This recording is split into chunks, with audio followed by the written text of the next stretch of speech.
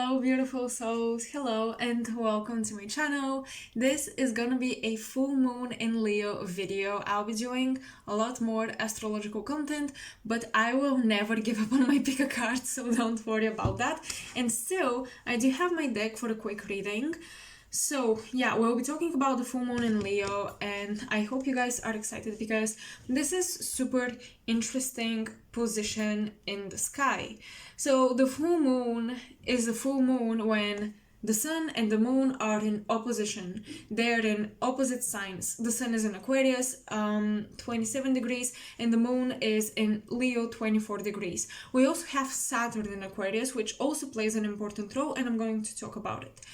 So, full moons are all about wrapping up cycles, closing, wrapping up projects, closing out anything that no longer serves you. You're tired of it. You no longer want to put focus and energy into this. You can just send it away into the universe and let it go. It's a great time to forgive, heal emotionally, release emotional pain and struggle. I personally have noticed that it's also the time when we see our full manifestation here, like we see it fully developed and manifested. Because I tend to view the full moon and the new moon, like the lunar cycle, as a pregnancy. So the new moon, you get impregnated with an intention, something you want to manifest. You plan and things like that, and then the entire cycle until you reach the full moon, the light or the moon crescent progresses and it grows bigger and bigger and bigger, just like the baby in the womb. And the full moon, here it is, you can fully see the baby. So a manifestation, an intention has come fully into fruition. And then when the full moon, it goes back into another new moon, and this is how whatever it is that you wanted to release, set those intentions around the full moon, because this is when you say, this structure, this manifestation in my life, whatever it is, I no longer need it. So you start its dying process, right? It starts to die off, to fade away, and the new moon is like, empty womb again, I can get pregnant again.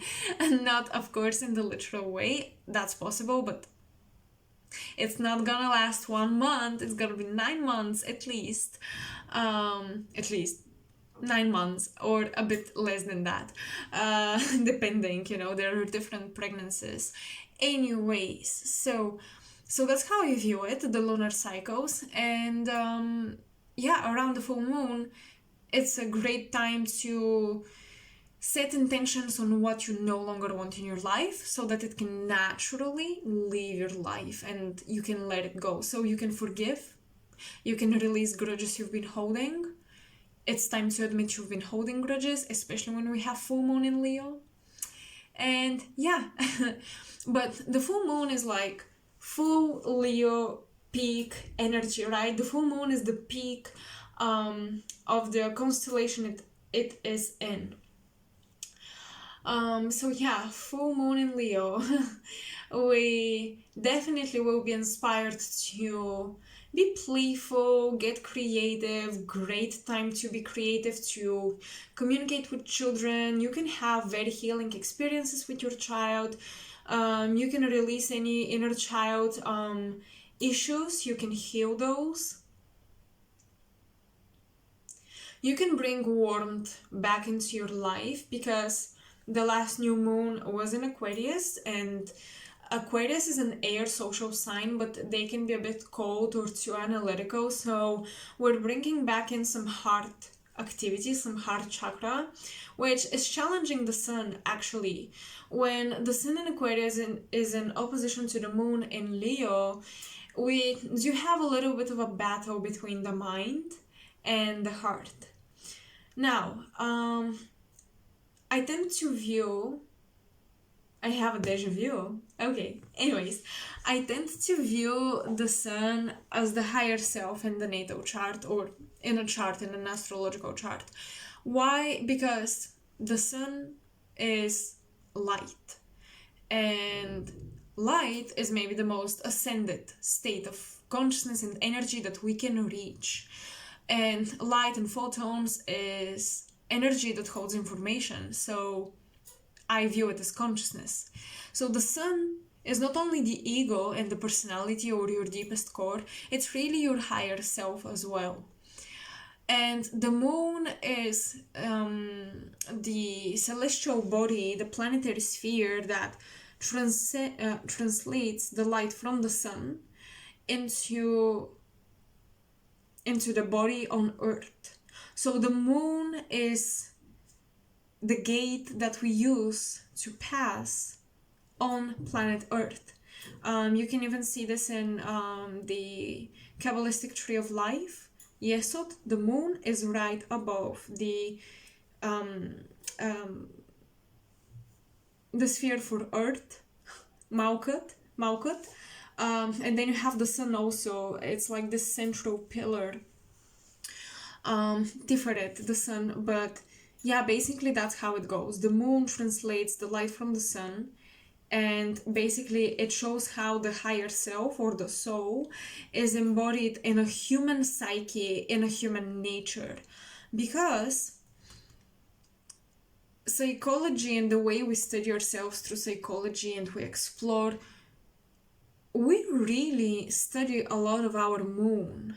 The moon rules the subconscious mind, the instincts, the emotions, the past, the astral consciousness, the astral plane, which is where we go when we dream.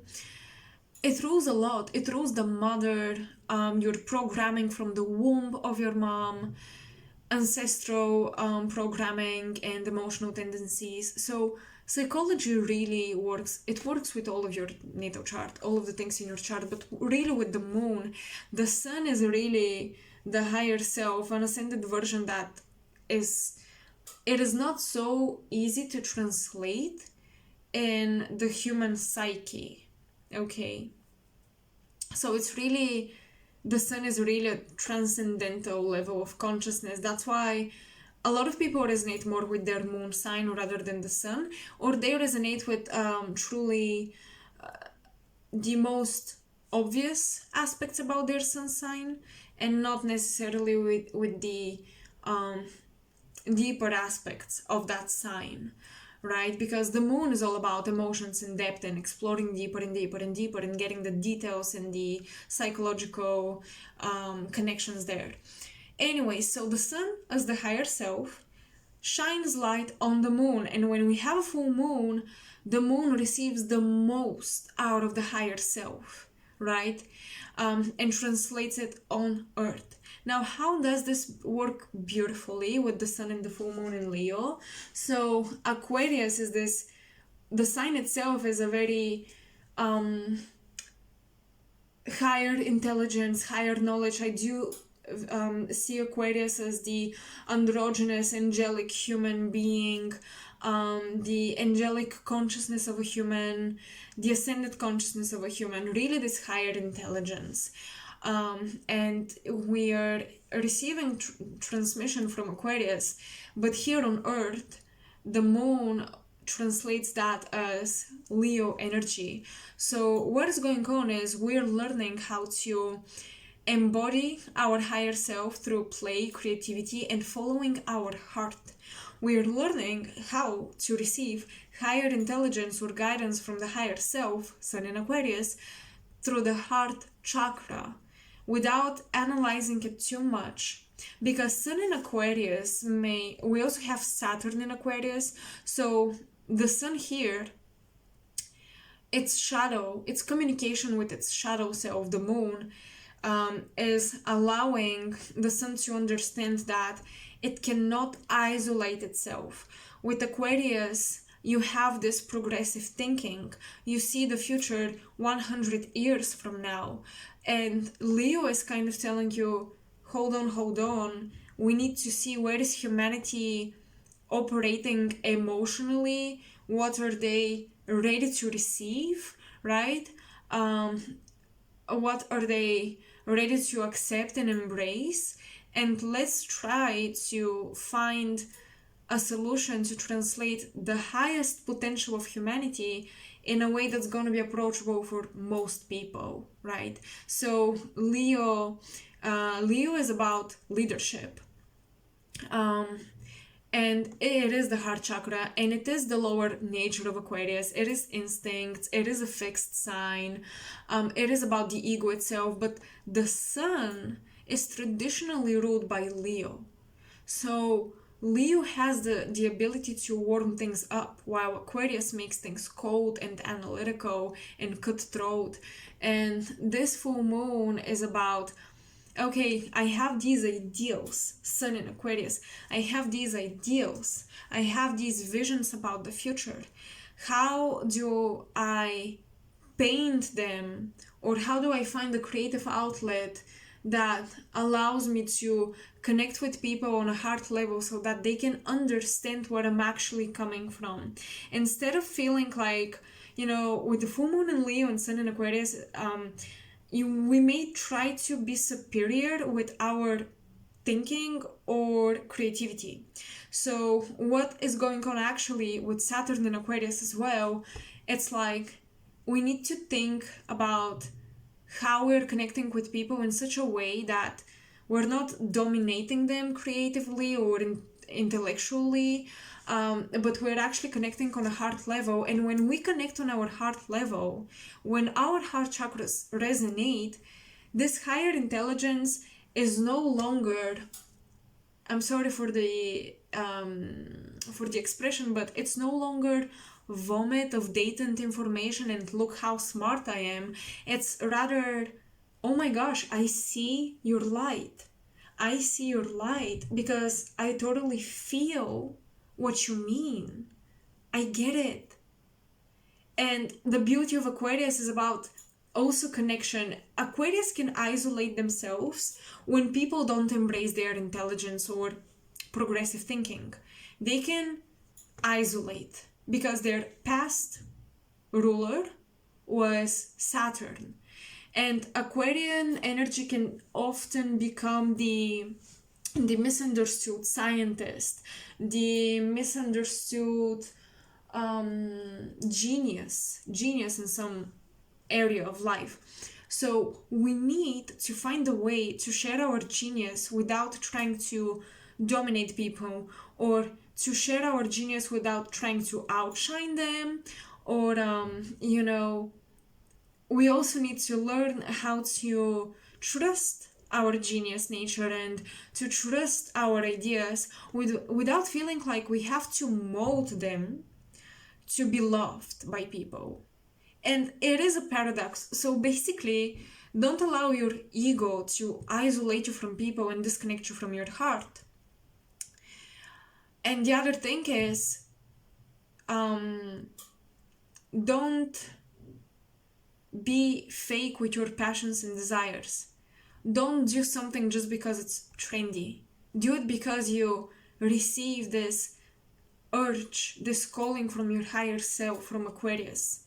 You see, because Aquarius and Leo are opposing signs, but if they learn to work together, you have higher intelligence of Aquarius translated in creativity, because they're ultimately the same energy, and the opposing signs show you the two different polarities. So one energy at its best, it can be Leo or Aquarius, and at its worst, it's Leo or Aquarius, because Leo would be the shadow of Aquarius and vice versa.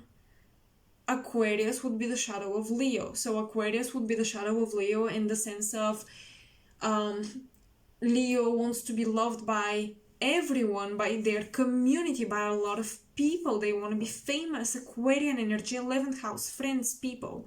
Then vice versa, it would be Aquarius wants to be loved for their unique, shiny nature, and they want to be loved because of how great they are and how their intelligence is so amazing. And honestly, these energies are so alike. You see what I mean? Because both interpretations can be applied to both signs depending on which house they're placed in, etc. But yeah, um, the moon and the sun communicating through this opposition, the ego is learning how to fall into the heart. So we're actually learning how to take all of the energy here in the brain into the heart and actually help the heart ascend. You see, we're helping because you have this lower heart that is kind of Leo, the solar plexus, kind of the desires in the material plane. The difference is that Leo wants to achieve or to be appreciated on the material plane. Aquarius wants to be appreciated on the spiritual plane. But then you have like in that spiritual plane, okay, above the head, just a representation, Aquarius is operating just as Leo is operating on the earthly plane. Because Aquarius needs validation spiritually, which immediately creates the spiritual ego. And Leo just wants validation here. Leo is the earthly ego. So these two are learning how to ascend each other. So Leo needs to bring a bit of Aquarian energy, a bit of intelligence, and to start manifesting creatively things that will help humanity ascend. And Aquarius needs a bit of the heart space of Leo to understand I don't have to be the best or unique to be loved, and if I connect with people through emotions and I allow other people to shine, maybe they would actually listen to my great ideas. So I need to learn how to connect with everyone. So that is what we're working through with this full moon. And yeah, it will mean a lot of different things for the different rising signs, which I have notes on them. Let me look at my notes actually if there is anything else I want to discuss.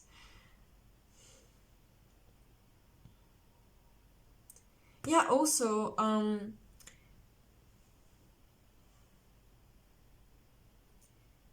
we have Saturn involved. So what we're doing is, I think we are adjusting structures because we're realizing that even the best, most original, unique idea or structure, Saturn in Aquarius, even the changes we try to bring now, with full moon in Leo, they still won't meet everyone's emotional needs. So Aquarius is realizing my ideas are not that great because one size does not fit all. And the full moon in Leo is telling Aquarius, breathe a little bit, because no matter how great your ideas are, we will always need something new and fresh. So yeah, that is the thing. Aquarius may be trying to establish, the sun in Aquarius can make us try to establish something new, absolutely original and cool and unique, and it is inspired by our higher self. But then with Saturn in Aquarius, it's like, will people love it? Will everybody love it? Is this for everyone? So this can actually stop us. This can actually stop us from sharing our ideas. So do not be afraid that some people will love your idea and they will find it progressive and others won't. Okay, with the full moon in Leo, this is like, you need to emotionally understand people are colorful. They are on different levels. They are not just on different levels, but they're different in general. So even the spiritual ascended masters would be different. They would have different personalities. And yeah, I think we're learning to find how differences don't have to separate us. They can unite us. We can work with differences. You know, we can be appreciated or appreciate people even if they're not following our ideals and they don't find us to be the greatest. We can still love those people who don't feed our egos. Okay, just because someone is not boosting your ego doesn't mean they're not good for you or they don't love you. And yeah, I think we're also looking into relationships where, are we really close, or do you make me feel better about myself?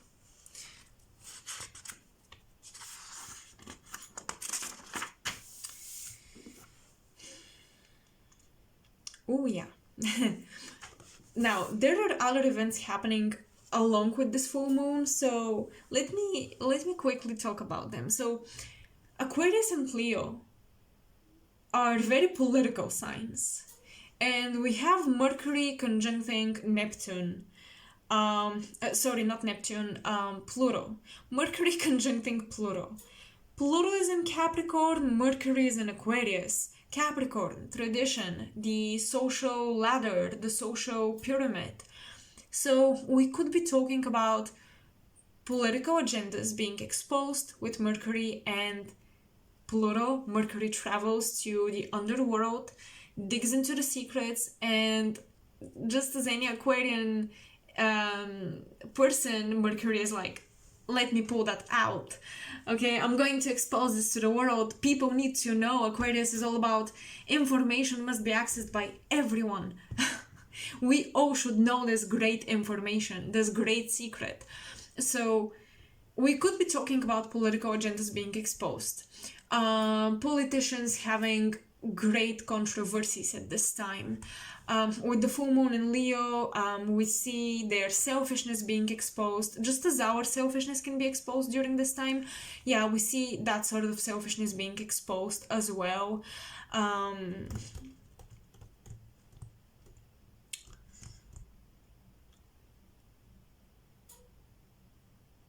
And that's how much I'm going to touch on politics, because it's not necessarily my jam, but I do see it. Okay, so you can expect that. Don't be surprised by that. Um, hmm.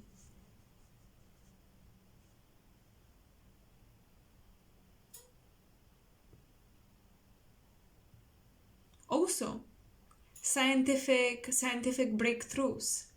Um, Absolutely, like with Mercury and Pluto in conjunction with these two signs, uh, Mercury and yeah, Mercury will make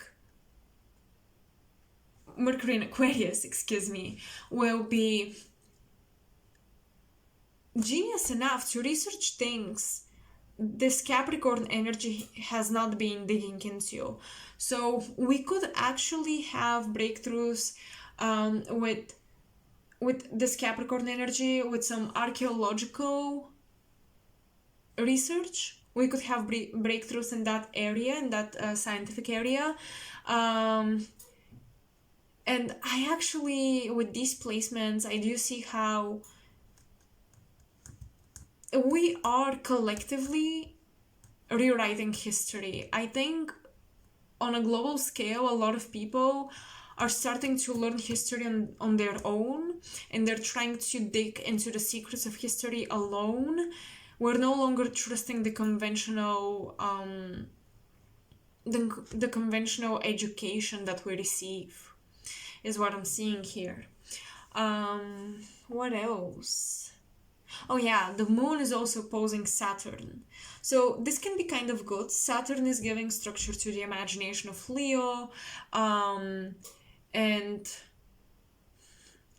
it is challenging Leo to expose itself. Ooh, something that you guys should be aware of is this full moon will make us have a breakthrough and just put ourselves out there. It's like, it's time. Don't procrastinate no more.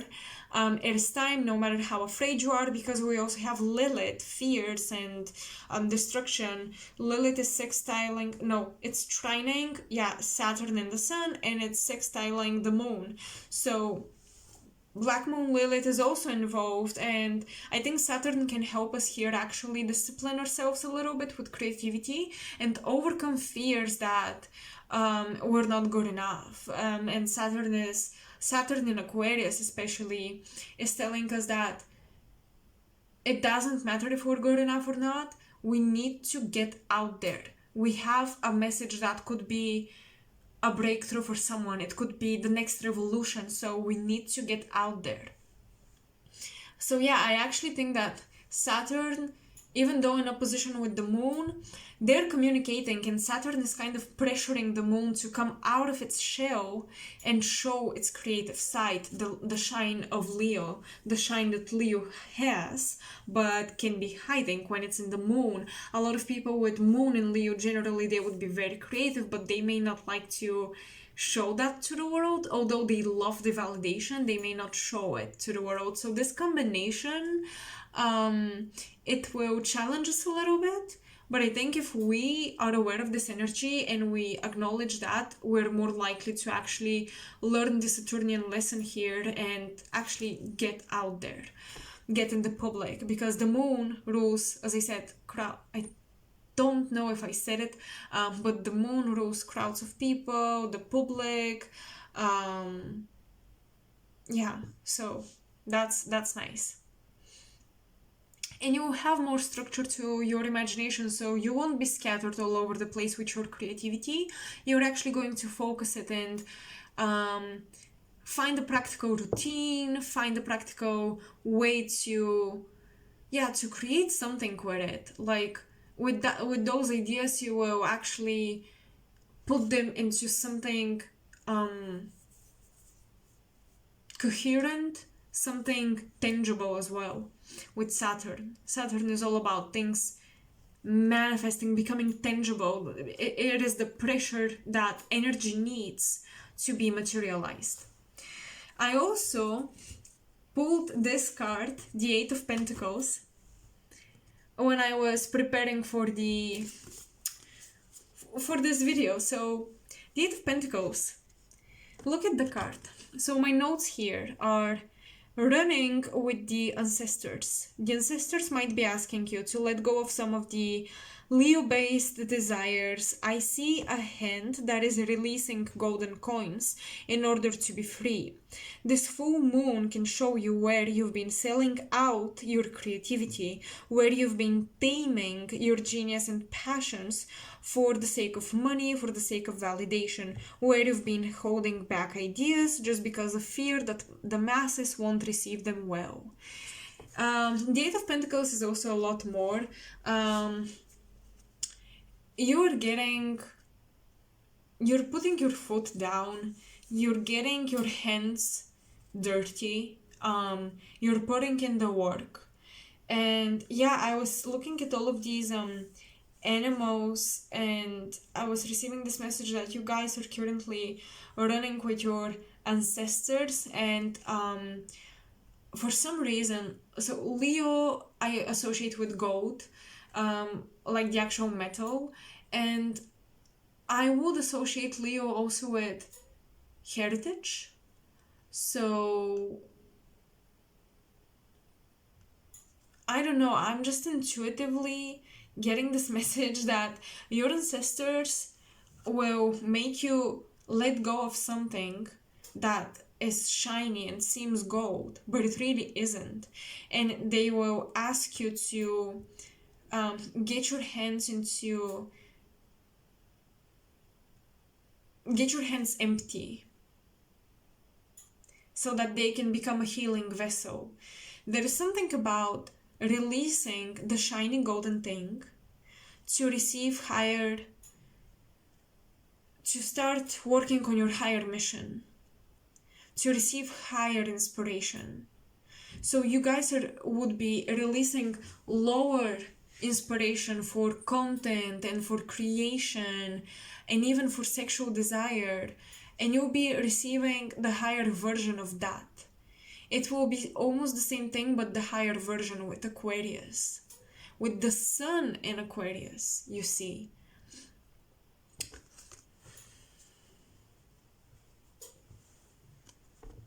And we even have the lunar cycles. I love this. So yeah, your ancestors, it's almost like I'm getting how your earthly ancestors and your galactic family are communicating, and they're teaching you how to Be on Earth, but not from Earth. Be on this planet, but not of this planet. Be in this world, but not of this world. They're showing you how to share your galactic, progressive, futuristic, even gifts with the world by releasing what at the present time is perceived as gold and success and achievement and status and fame, all of the things that Leo rules. So yeah, you're learning how to empty your hands from anything that you desire from a superficial reasoning, from a superficial perspective on life. Yeah, beautiful card. And I think no, I'm gonna put it back in the deck and I'm going to mix the cards. But now I really want to work with the rising signs, so these will be time stamped. So yeah, I have notes rather quick. For some signs my notes are a bit longer, so don't get offended about that. It's just that for some signs I intuitively got more messages. I'll be starting off with Aries, of course. So Aries rising. The full moon for Aries is happening in their fifth house. So you guys have the fifth house being activated by the full moon. This is a house of children, gambling, playfulness, fun, sex, creativity.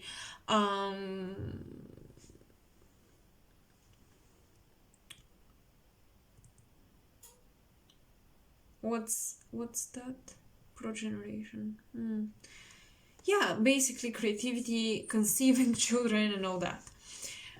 So Aries rising with the full moon in the fifth house. You guys are finding your voice.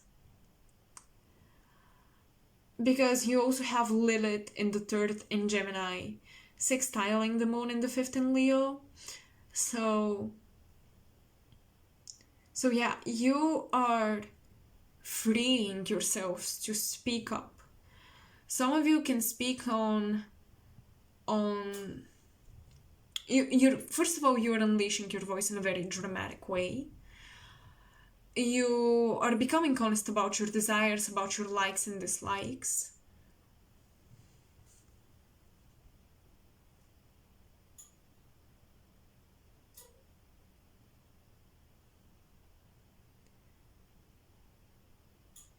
You might also rethink your friendships. You're looking at your friend circle and you may minimize your circle, your community. You may restrict it a little bit. You may restrict who you let into your circle a lot more than usual.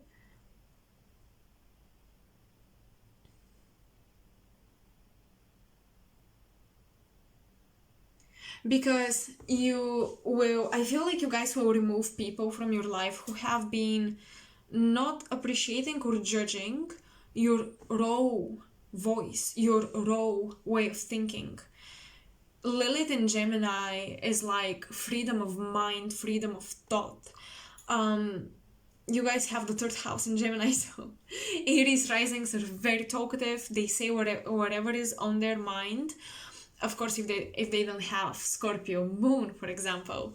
But yeah, the moon also being in Leo, you guys are saying it as it is, and you're seeing who stays and who doesn't.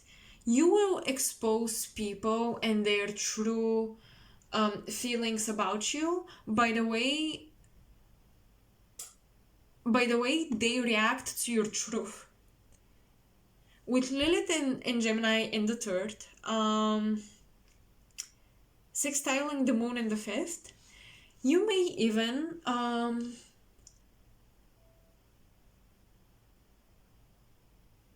you may have a lot of drama on social media. Oh my god, how did I not see this? You guys may have a lot of drama on social media because you guys are exposing people, you're spilling facts, and you're spilling tea, and some people won't like it.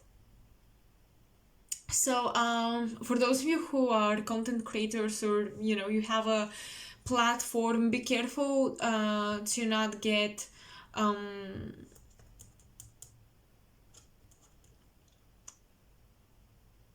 it's not monetized, hold on. To not get restricted. Don't violate the speech regulations, because I feel like that's possible. You may be really wanting to do that at this time, but yeah, be careful with keeping your social platform, your accounts open. You see, open and censored as well.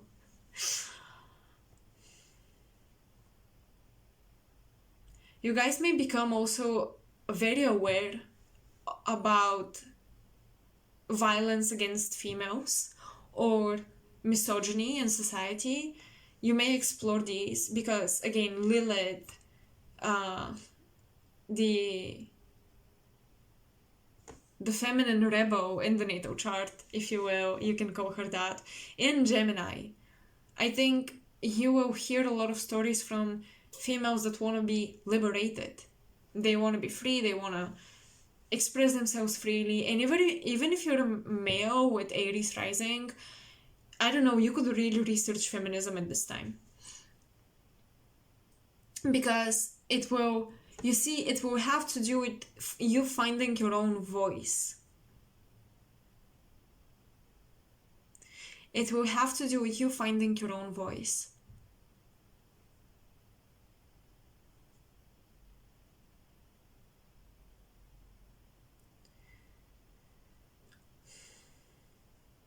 You have Mars and Venus conjuncting in your 10th house in Capricorn, as well Aries rising, so powerful collaborations in the workspace, powerful partnerships in the workspace.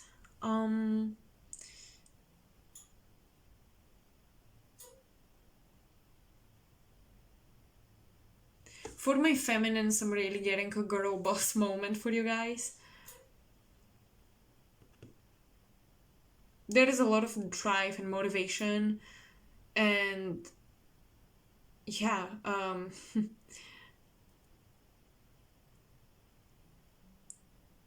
for you it's all about freedom of voice, freedom of thought.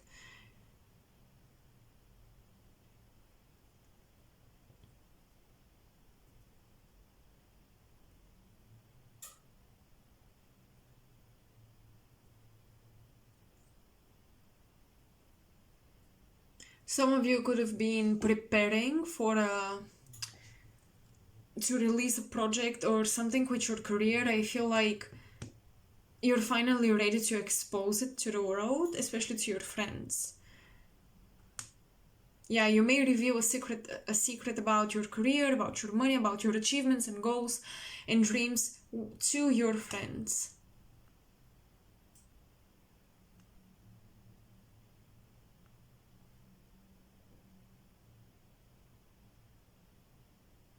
Now is a great time to grind and actually put your imagination into a practical workflow. Did I say practical? Yeah, I think I said practical. Okay, so that is about Aries. Taurus rising. You guys have the full moon happening in your 4th house of, again, children, but more so of your childhood. A house of your home, roots, origins, security, your mother, your relationship with your mother. So, you have the moon in the 4th. You may have a dramatic experiences with your mom.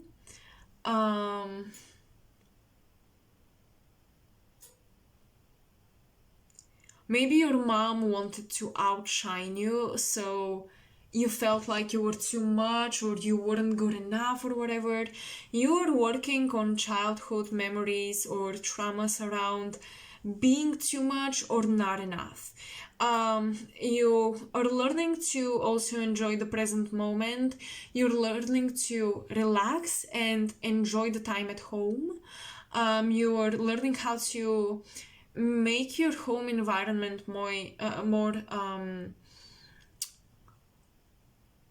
more fulfilling to your inner child.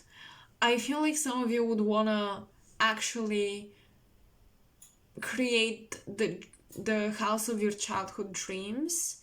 So yeah, you may work on something in the house you've been wanting when you were a kid. You're also noticing where your ambition, because the sun and Saturn are in your 10th house, you're learning and you're seeing where your ambition to achieve certain things makes you exhausted or blocked creatively. You're learning how to relax, in the home, to recharge, and perhaps you need a social break before you get back into your usual routine when it comes to your job, when it comes to your public image, when it comes to what you are creating and putting out there. You need some rest, okay? And rest, and maybe even good time with friends and family in the home, in this cozy space. You're learning how to warm up your house, actually, to warm it up with love. Maybe something about your home has become distant or cold, or way too much drama there. So yeah, you're learning how to bring back the heart of the home, and how to overcome creative blockages. You'll be overcoming them with this full moon in Leo. What else?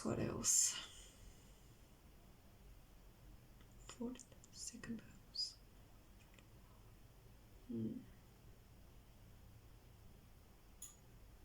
But generally, I think that the full moon in Leo, because you also have the North Node transiting Taurus currently, so it's transiting your first house.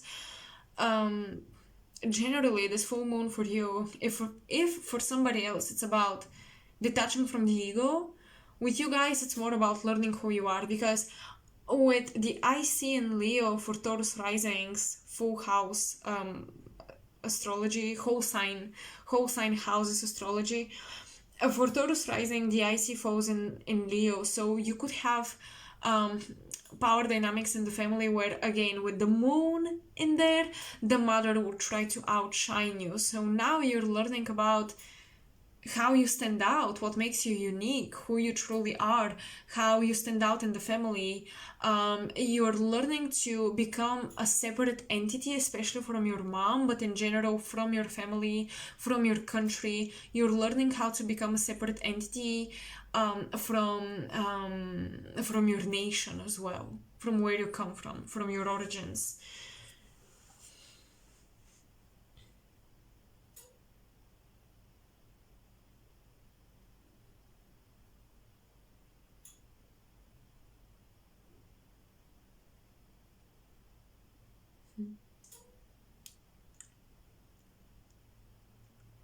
Yeah, and it's possible that traveling for Taurus risings will be super helpful and beneficial to bring forth a transformation.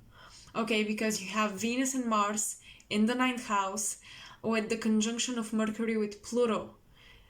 So Venus and Mars brings great manifestation and alchemy and transformation through philosophy, travel, exploring other cultures, and Mercury conjunction Pluto, change of mindset. So you'll be traveling or studying about other cultures that will completely change you and allow you to separate yourself from your family and your ancestral family programming. So, Gemini rising, the full moon is happening in your third house. So, Gemini risings, you guys have Lilith transiting your first house in Gemini, 23 degrees, and it's sextiling the full moon in the third house. So, Gemini traditionally rules the third house, so the full moon and Leo being there shows me a lot of thinking, rationalizing, and thinking about your instincts, about the things that you cannot control, because Lilith in the first house, at this time, people may perceive you as rebellious or extra sexual or extra empowered, like you're too empowered. What is going on? Your thinking is too empowered. You guys, this is a great time to change your belief systems about manifestation. And again, you're thinking about your instincts and how they may be sabotaging you. You'll be definitely thinking about self-sabotage because of your ego. Like you may have certain goals and dreams and wishes that the ego is sabotaging. Hold on. 12, 11, 10, 9, 8 house. Yeah, you have Gemini rising, you have the 8th house, exactly. In the 8th house, with Venus and Mars conjuncting in there. So a lot of sexual activity and psychic power. So in my notes, I've written, you're working on lashing out, you're working on anger issues, or you're working on hurting people with your words. You're learning how to soften your tongue, Gemini rising. Why you lash out on people sometimes, maybe people that don't deserve it, or they do, but you definitely are realizing how rude you can be sometimes, and you're learning to soften that. And part of it is being honest about your darkness. Release power dynamics with siblings and cousins. Yeah, the full moon in Leo in the third house can actually make you release any battles of the ego with your siblings and cousins, like who is better than who. And you're learning how to connect with them on a heart-to-heart level, and how to maybe even have some memories of your childhood that makes you closer and strengthens your bond. Like you do need a stronger bond with your siblings, and I think you'll become aware of that. And with Lilith in the first house, some of you may release resentment towards the mother loving one sibling more than you, or one cousin more than you, things like that. It's great time to write in a journal, to think and discuss about anything taboo or any dark topic. Gemini rising, you have this beautiful opportunity to release, heal, work on any taboo things that you've been curious about or wanting to explore, but you've been denying yourself. Okay, yeah, because also with Mars and Venus conjuncting in your 8th house, wow, you could generate a lot of psychic power. You could, with Lilith in the first as well, you can become sexually very magnetic and attractive at this time, but also you could really penetrate people psychically at this time. There is this piercing energy about you. Okay, Cancer rising, Gemini rising, what else? Let me see. 12. Yeah, you're definitely called to explore your psychic powers more, to channel them more, to talk about your psychic experiences more.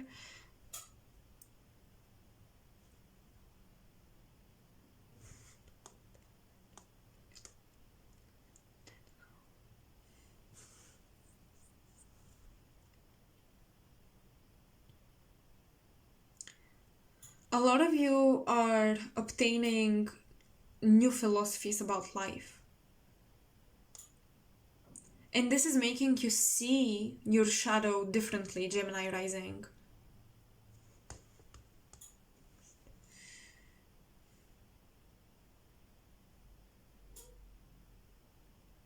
Gemini risings you guys are becoming much more flexible, and your understanding of the world will become much more intuitive.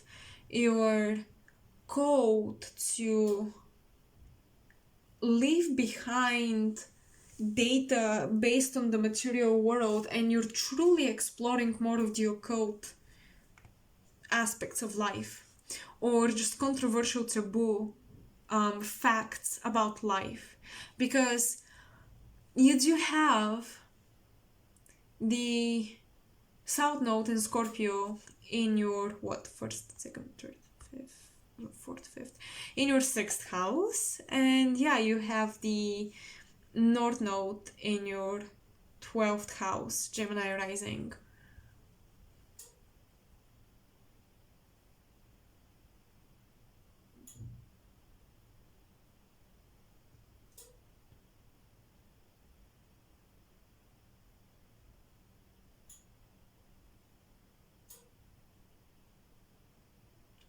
Yes, absolutely. I feel like many of you are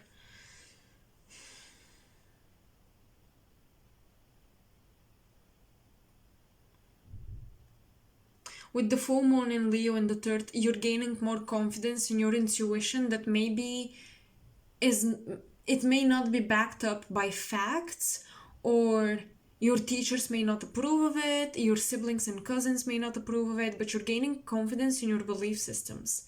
Okay, Cancer rising, let's move on. The full moon in Leo is happening in your second house. Now, watch out for overspending or associating your worth with your level of popularity or money success. So, being popular and doing financially well should not be the reason why you feel confident. And why I say be careful for overspending is because you may overspend to make yourself feel worth it or to make yourself feel better. With the second house, with the full moon in Leo in the second house, why do I feel like you guys are gaining a lot more confidence in your natural beauty, in your natural talents, in your creative talents, and the artwork you are making? You are supposed to gain confidence in that, and of course, the second house is about material possessions, and the full moon in Leo there, you may see a lot of manifestation of anything material you've been wanting and desiring. However, the trick is, because the sun is in Aquarius and the full moon is in Leo, so it's not just manifestation. This manifestation of material things has to do with the ego. So if it was like full moon in Taurus in the second house, well, great, it's just blessings. But for you, it's a challenge a bit, because you get those material things, but don't associate yourselves with them. Don't associate your ego with them, because Saturn is opposing the moon. So Saturn may teach you some tough lessons how, because it's in Aquarius, right, in your 8th house, it can teach you some tough lessons about everything is momentarily. Saturn, the planet of time, can actually, it will not just teach you about longevity, it will also teach you about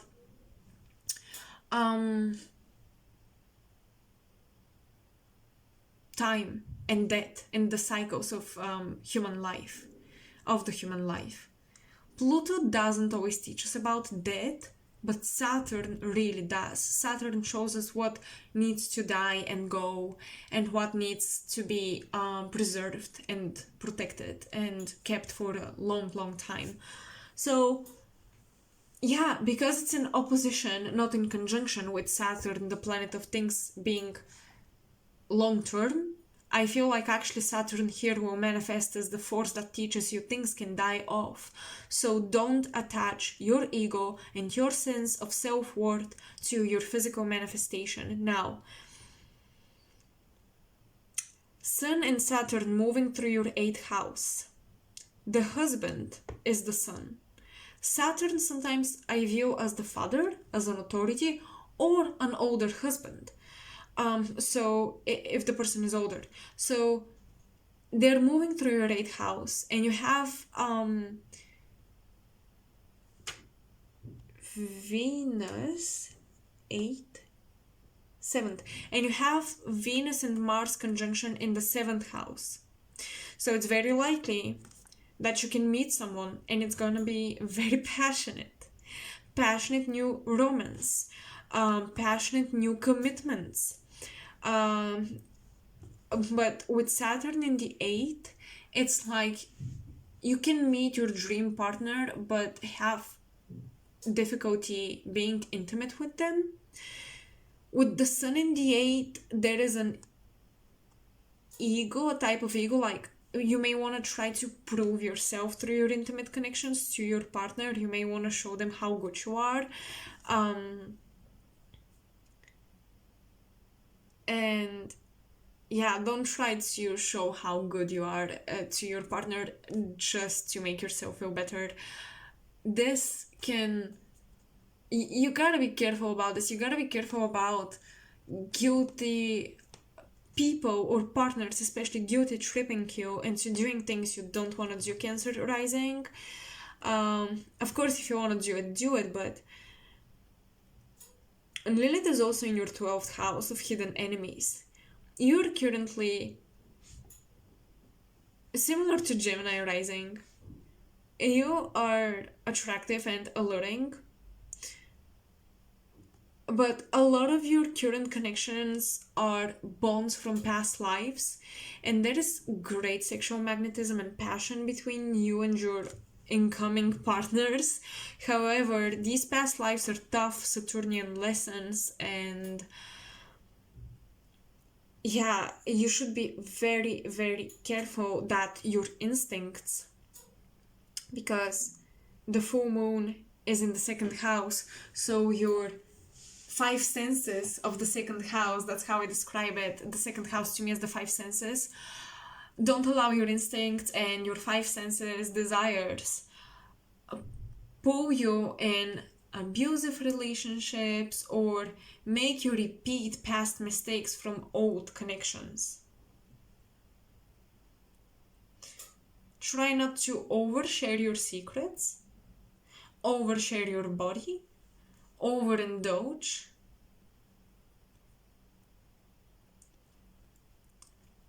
And yeah, you may have the opportunity for a hidden affair.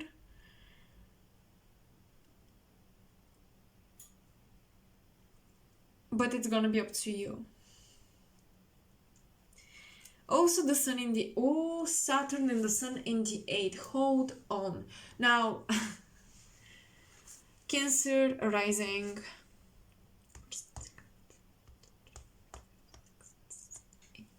You may be blessed by an inheritance from your father or from your grandparents. Yeah, the sun is bringing in some gold and you, through your 8th house, through an inheritance. Or you could even inherit a position, a social position, with this Aquarian energy in the 8th house.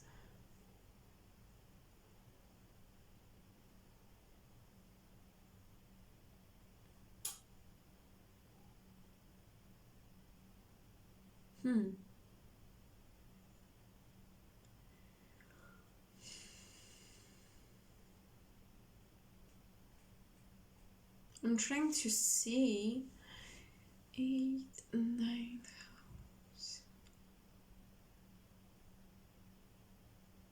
I think Cancer rising will be manifesting a lot more traveling as well.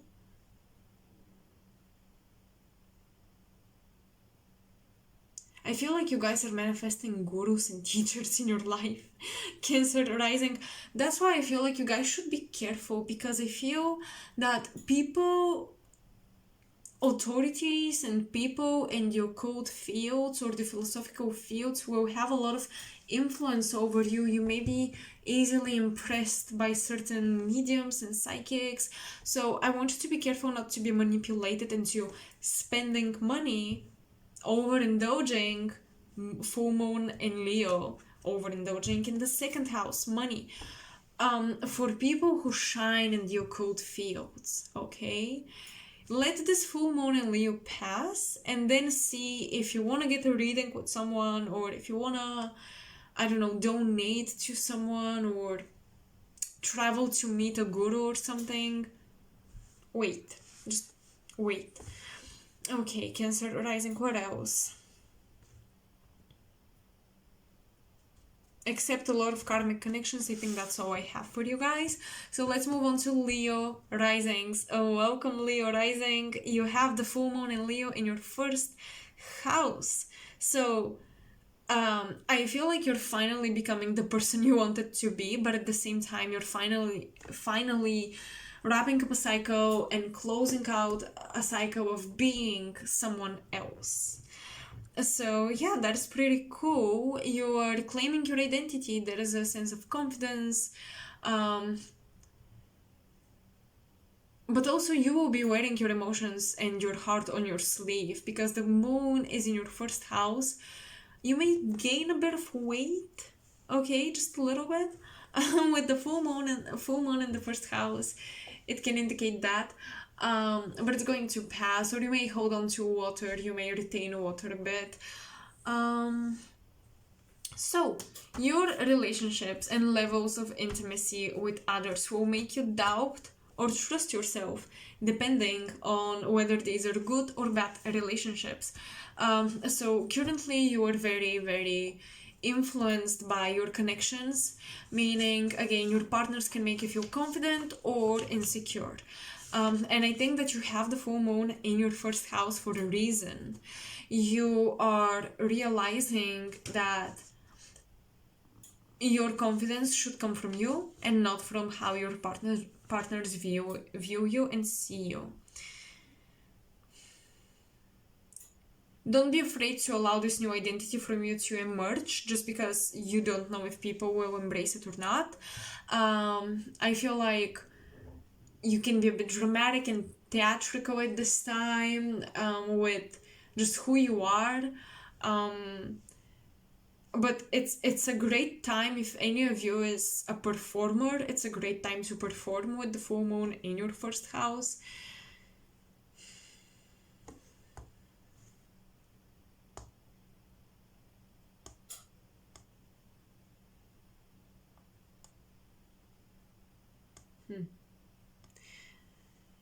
You have Venus and Mars conjuncting in your sixth house. I think that Leo risings, you will be really taking care of your health, and there is a balance of your hormones and everything. Health wise, I think you're gonna do so much better.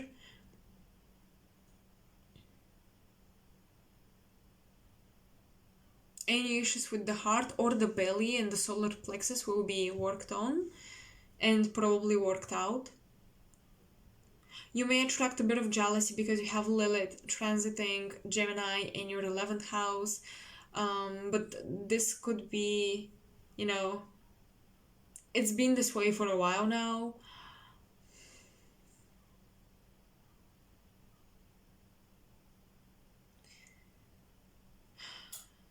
Uranus is in your 10th house, North Node is in your 10th house. There is a revolution in your career, and perhaps this identity change has to do with your career. Some of you may have a hard time committing or creating stable partnerships, solid partnerships, because I feel you guys will be moving, traveling, and this is not allowing you to create a solid structure and foundation in your connections. But yeah, with the full moon in Leo, I think you will have this epiphany that you have your own path and you really want to follow it, and you're truly inspired, and you're listening to your heart, and whoever is meant to stay in your life will stay in your life. Virgo rising, you guys have the full moon in Leo in your 12th house. So your past life's mission and talents are being activated at this time. Hold on. 12.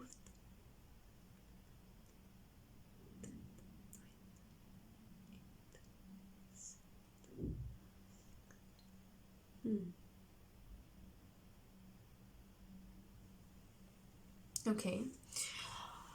Power, and yeah, your aura is really, it seems powerful, and people can sense leadership qualities in your Virgo rising. Um,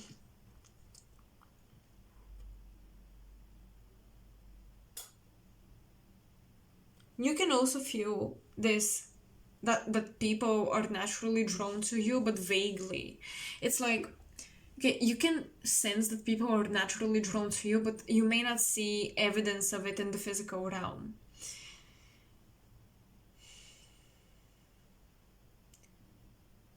You guys have the Sun and Saturn in your sixth house. So, and the full moon in Leo in the 12th, you're not all about fun at this time, not necessarily. Although you have this beautiful conjunction of Venus and Mars in the 5th, Pluto and Mercury, I think you guys will be changing lanes, switching lanes, changing hobbies, changing your style, your approach to creativity, your approach to your ideas, desires, projects, passions. You have a change of mind. You are transforming yourself through those. And with the Venus Mars conjunction in the 5th house, you're very fertile at this time, but it's happening in the energy of Capricorn. So you have a lot of energy, but you want to put it in a practical creative outlet, not just to be happy and play around. You really want to create something that is going to be tangible, service oriented. With the Sun and Saturn in the 6th house, Virgo rising, you are usually service oriented people, but right now even more. You're exploring your abilities as a healer. I think that with the Sun in the 6th house for a Virgo rising, that is amazing, because the Sun is illuminating the natural house of Virgo. Although it's in the energy of Aquarius, you guys are realizing that you actually have some otherworldly abilities to heal people. I can see a lot of I'm hearing shamans, medicine men and women awakening to their abilities.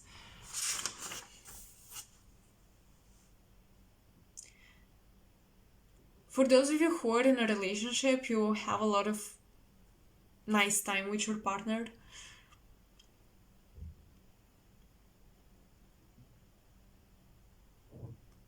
You're healing and releasing unconscious parts of yourselves with the full moon in Leo in the 12th house. It's like you have the full moon illuminated in the sign that rules the sun, so it is in the 12th house. So it's like you have a lot of light coming to your unconscious and subconscious mind. You have a lot of light codes going in there, which can tell me that you become aware of your hidden secret behaviors. You become very aware of your unconscious tendencies. You become aware of your unconscious needs even. You are admitting that you need love.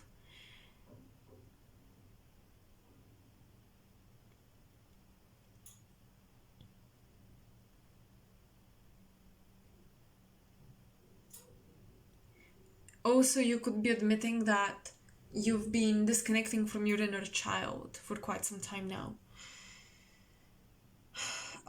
Yeah, also the Mars and Venus conjunction in the 5th house can indicate an unexpected child. And because we also have the moon in the 12th, the moon, as I said, is the planet that receives the soul and translates it on earth. The 12th house is the other side, right before you pass through the ascendant and you incarnate. So I do feel like for some of you, you could have an unexpected pregnancy or unexpected child, and the soul, the spirit of that child, is already waiting to come into your family. Okay, Libra rising. Hello and welcome to your portion of this interpretation. So you have the full moon in Leo in your 11th house. You have a nice paradox of the sun in its own house, meaning the sun is in the 5th house, but it is in the opposing sign of Aquarius and vice versa. Your 11th house is in the opposing sign of Leo.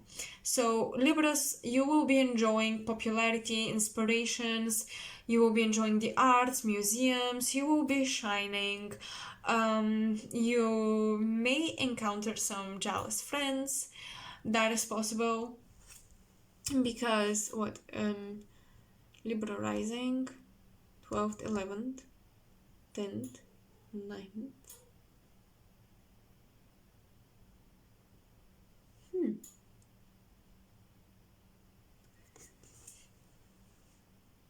Honestly, Libra rising, hold on. Hold on a second. I don't know where I got the jealous friends from, but something just told me it's like, no, don't say that. It's not correct. Moon opposing the sun, 11th, 5th. No, I don't think you guys will. No, it's just that you will be really shining. I think that actually people will like you a lot at this time.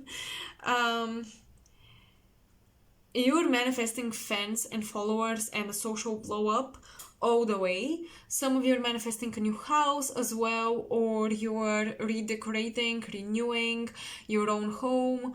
It's time to finish projects or schedules that your audience knows about, or it's time to put out something you've been prepping and working for quite some time now.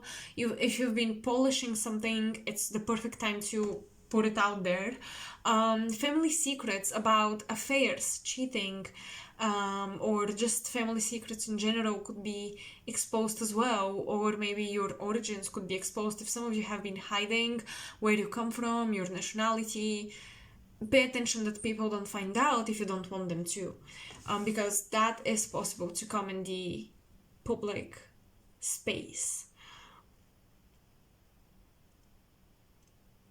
But overall, for Libra rising, you guys have social media blow up. Let me see if there's anything else. 12.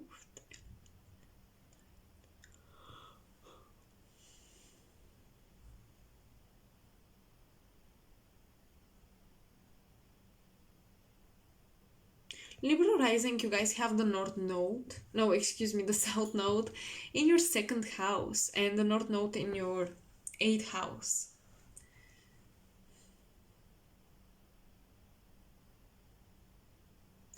You guys have Chiron transiting your 7th house. I think that you guys will be learning about real friends. So I don't necessarily see jealous friends or anything like that, but you will be learning about real friendships and acquaintances. The difference between people who actually care about you and love you and people who appear and disappear from your life, or they are there just when they need you, just when they have an agenda. So yeah, not necessarily jealous friends, but actually fake friends. You'll be learning about the superficiality of relationships, and you need to walk away from a tendency to be a provider for people or to win people's hearts with money and gifts and beauty. And yeah, that's a tough lesson for Libra risings.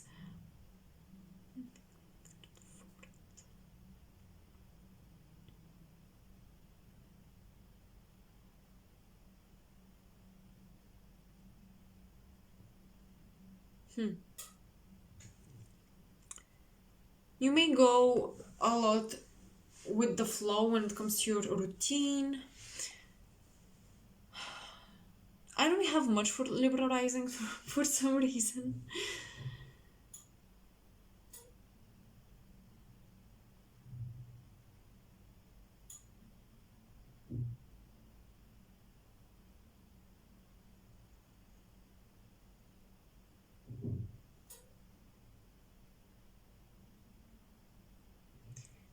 Yeah, I think that Libra risings, you guys will resonate a lot with the general message I talked about. You know, not being afraid to share your creativity and not restricting yourself just because you feel like maybe the world won't love you or appreciate you for who you are. And trying to be perfect before you put yourself out there. Don't wait and don't try to be perfect. Just just go for it and just do it. I think that you will really resonate with the collective general message. That's why I don't have a lot for you. So Scorpio rising, the full moon in Leo is in the 10th house. Wow, Scorpio, a lot of power dynamics with authorities. A lot of you guys are becoming a very powerful figure with those of you who have a Scorpio rising. So a raise of money, your salary raising, any bonuses at work, you're reaching a peak in your achievements, in your career, in your public image.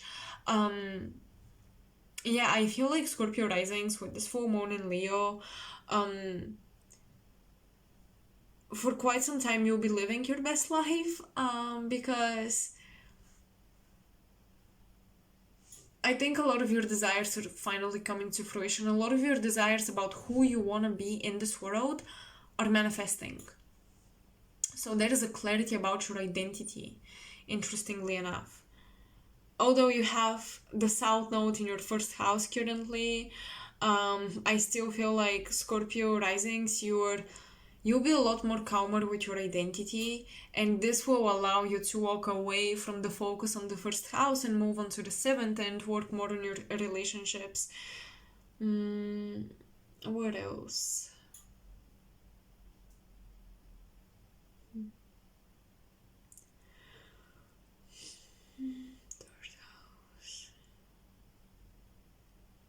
Venus and Mars conjunction in the third house. You could be buying a new car.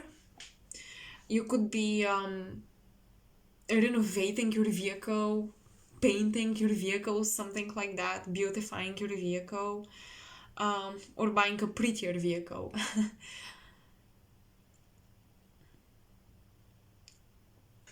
Any tests, any studies of languages, any certificates, anything like that, I think you will master it truly. Your words at this time can be very, if you have like a public speech or something, or a project where you speak on a specific topic that you've done a lot of research on, it will be transforming for people. You're currently really transforming the minds of people.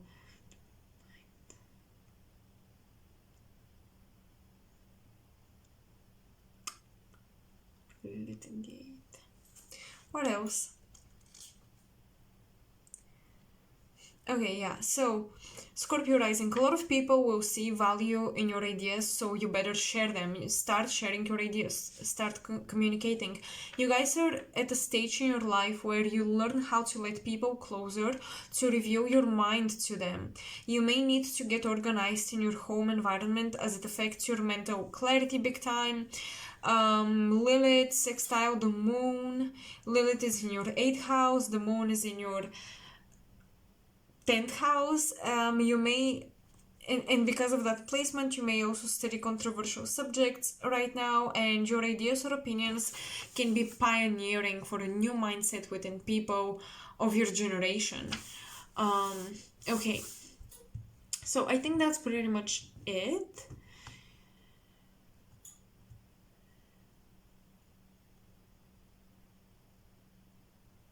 Yeah, that's it.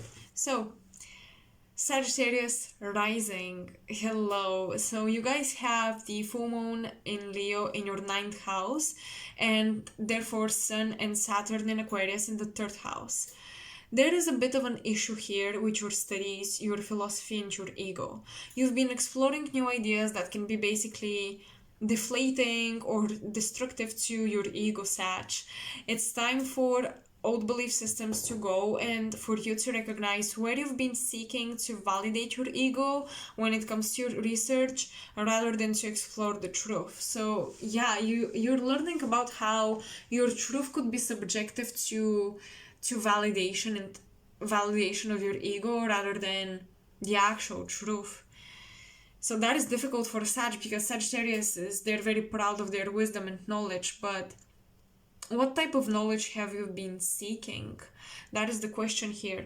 For the most part, money is looking good for you.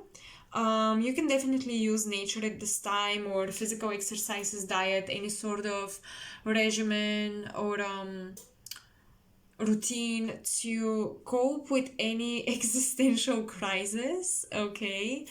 Um,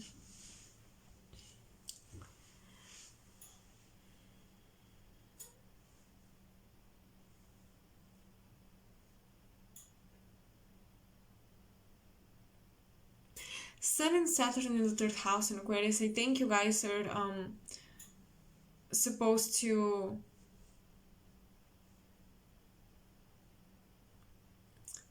I think it's you guys. It's very important that you don't seek a community or a philosophy or a system that you identify with and you attach yourself to, like a belief system that you, for example, a religion.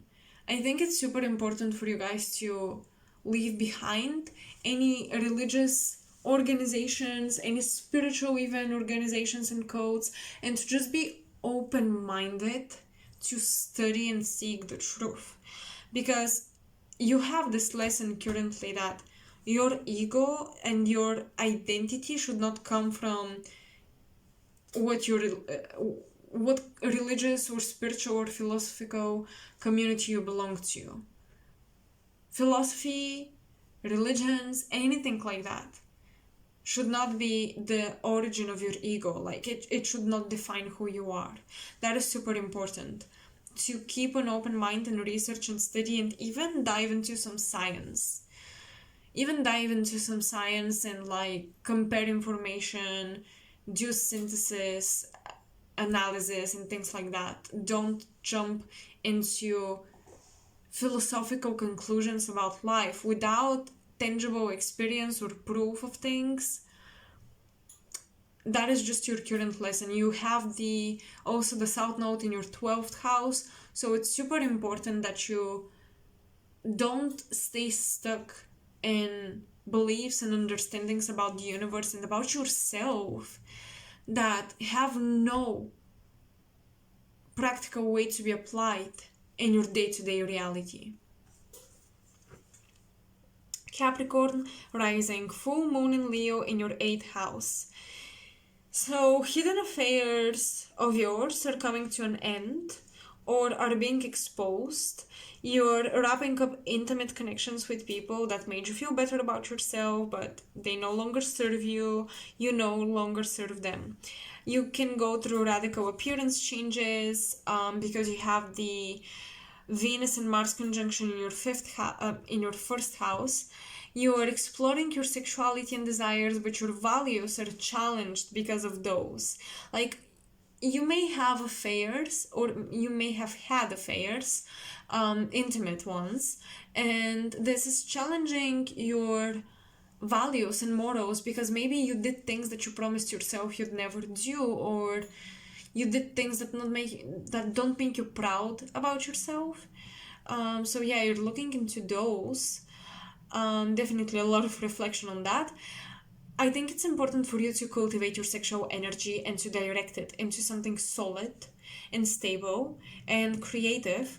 A structure in your life, maybe your achievements, maybe your goals, or a structure towards healing, because you may lose your energy and your resources, your energetic resources, over pleasure and sexual experiences instead of building towards your dreams, towards your goals, towards the things that are truly important for you. So you guys are working on how you're distributing your energy resources and where do you invest them and how can you waste them and versus how you can cultivate them.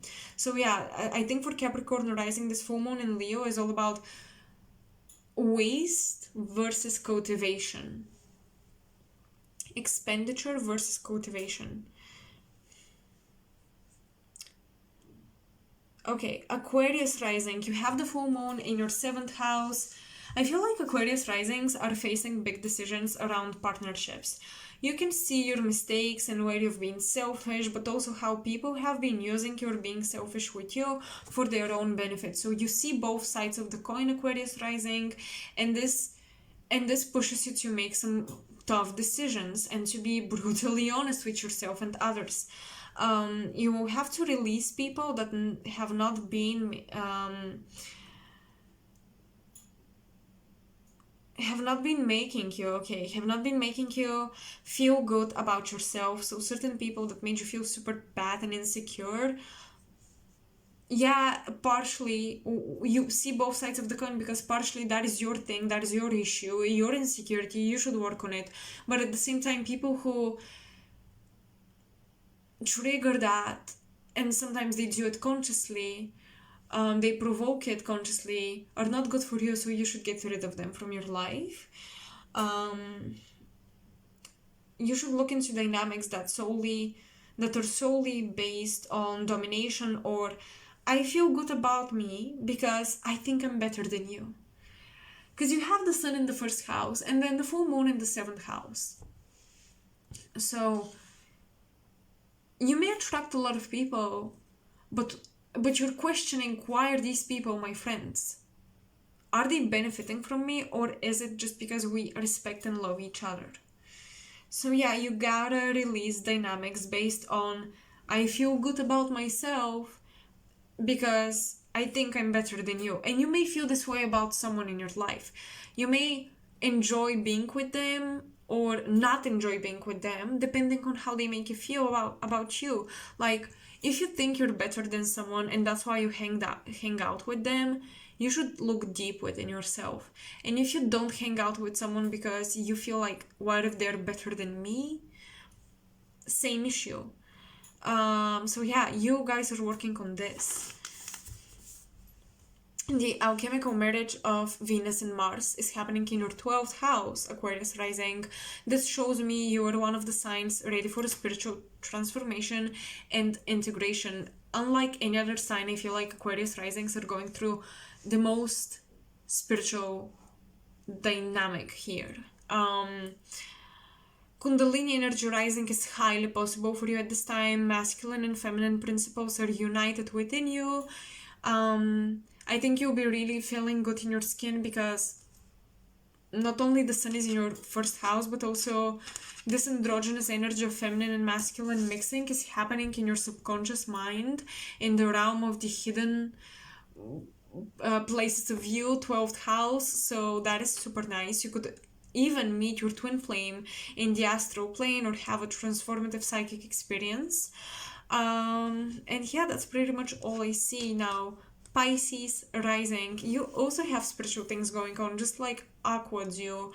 Pisces rising, you have the full moon in Leo in the 6th house. So you are not challenged, but you are drawn to take care of yourself. Taking care of yourself will actually finally give you results. Taking care of yourself will finally manifest as some sort of health or physical glow up. People see you've transformed in some way. Your shine is back. Like, your light is back. People see you've changed. People see you've transformed your ancestral shadow. A lot of your ancestral shadow has been healed for the most part, through illuminating it and disciplining it with light codes from the Sun in Aquarius and Saturn in Aquarius in your 12th house.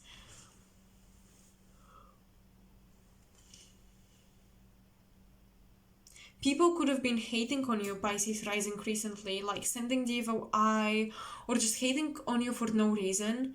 But now they see your light again. It's almost like you're back to yourself and they're like, oh, okay.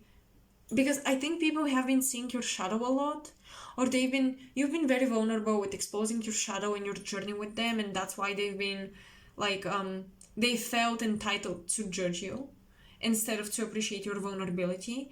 And now that you're back into your light, people appreciate you again. And I know it's a bit discouraging because it's kind of like people only love you or appreciate you when you are in your healer mode, but that's not it. It's just, I think people were afraid they were losing you. Pisces rising, I feel like you guys opened up so much about your shadow work, or you dived so deep into it. People were afraid that they were losing you, that it's almost like they were losing someone so connected to the light. That's what they were afraid of. They were also afraid of you diving so deep in a way that they cannot. And they were afraid of, wait, how deep is my shadow then? Am I really a good person? You really challenge people to feel, am I a good person? So they were triggered, but now they see you back to your light, back into your healing ability, and they're like, okay, I vibe with Pisces rising again.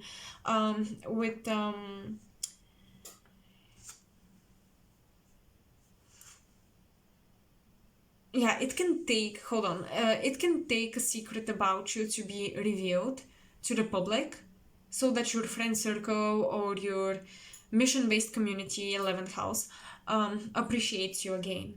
Okay, so it's almost like they are, once you reveal a secret about you, once you reveal the process and what was actually going on, I think you shared a lot, but at the same time, the things you were hiding, certain, of course, we always have certain things that we keep to ourselves, but it may take a really deep secret or a little deep, a really deep, excuse me, a really deep confession on your end for people to appreciate you again.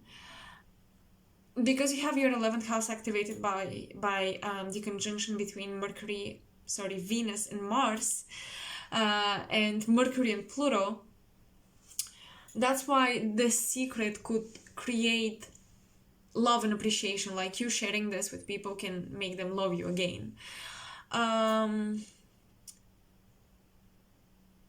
But the beauty is that now that they see your shadow, they appreciate your light a lot more. You can come into a powerful union that has a mission bigger than the relationship itself. So at this time, if you come into a union with your twin flame, with a soulmate, with someone from your community, if you collaborate on a big project, global project, creating a global community, creating a platform, getting yourself out there on a global platform, this is bigger than you and the person, bigger than the relationship. So don't try to put this mission in a box, like, oh, this is my twin flame relationship. No, you are healers or leaders, spiritual leaders. So yeah, don't label things and minimize them and humanize them too much. Like, don't really come from a human perspective, because this is bigger than anything human-like. Okay, this type of mission, it's very spiritual, some sort of collaboration you have. You may come into a partnership with a person that was very unexpected. It was someone from your immediate environment, or someone you've known from your childhood, from your school, from your high school, an old friend or an old colleague, something like that, and you did not expect to come in union with them, but here you are, you did. So yeah, Pisces rising, that's all I have for you guys. Is there anything else?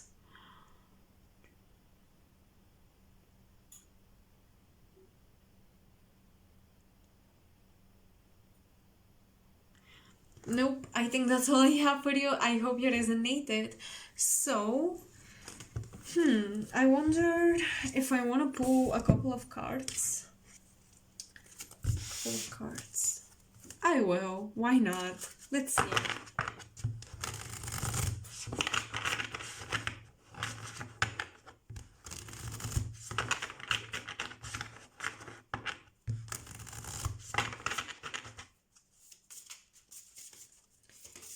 General messages for people that are watching this.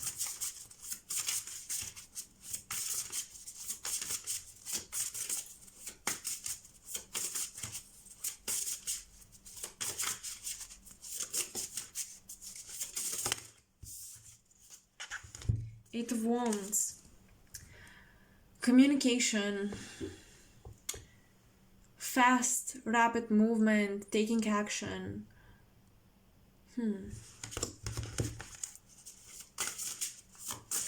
Okay, I think what I'm getting here is many of you may not realize how open the other side and your spirit guides are to communicate with you. And also many of you may not realize the power of momentum and the power of taking a risk, taking a leap of faith, setting intentions as well.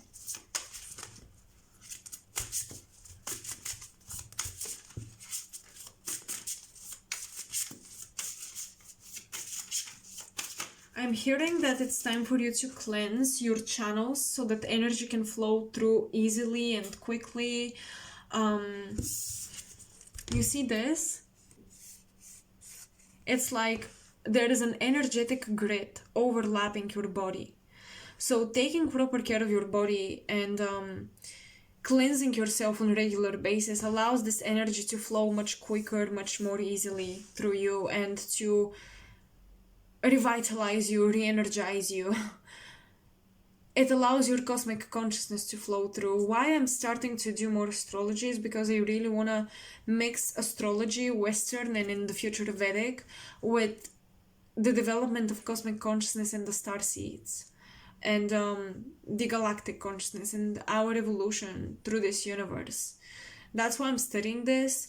That's why I'm integrating it more into the content I create. So I hope you guys are excited about that.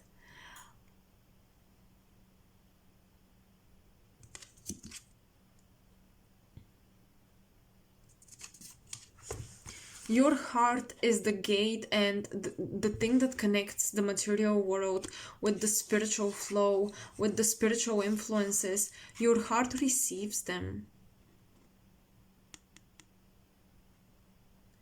Your heart is the place where you could either be ruled by the lower nature or the animalistic nature of the mind and the soul. Because the heart is Leo, right? And Leo, the lion, in alchemy and as a symbol in the esoteric teachings, would showcase the lower desires of the human.